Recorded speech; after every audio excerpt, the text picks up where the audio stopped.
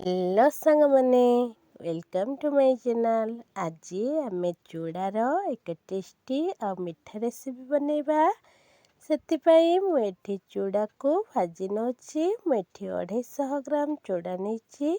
आपण मैंने चाहिए यह अधिक किंबा कम करें।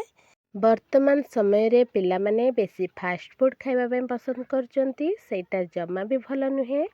एबे समय रे आपण माने पिलांको एमिति सुंदर सुंदर खाइबा करिक खुआंतु जोटा तांका शरीर प्रति भल हेबो और लाभदायक हेबो। एही खाद्य प्रस्तुति पई बेसी समय किंबा बेसी खर्चर आवश्यकता नहीं। एटा बहुत कम समय रे बन जिवो और कम खर्चरे मध्य।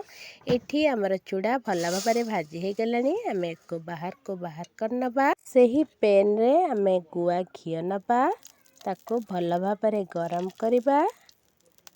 गुआ घियोटा आम शरीर पाई बहुत भल, आम चर्मटा को चिकन करे, सौंदर्य वृद्धि करे। तेणु गुआ घियो खाइबा बहुत भल।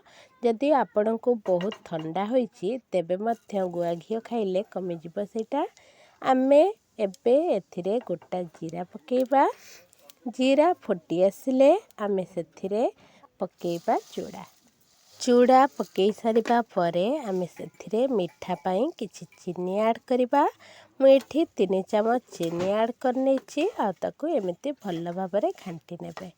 एमिति बारंबार खेले खेले की भाजी नउथिबे, काहेकि चीनीटा तले लागी जिवो।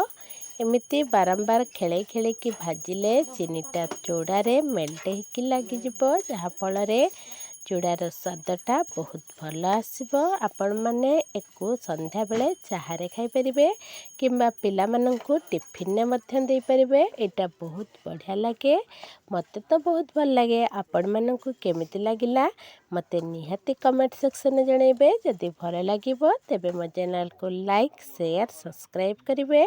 रहिली जय जगन्नाथ। पुणी देखा हेबो एक नुआ वीडियो रे।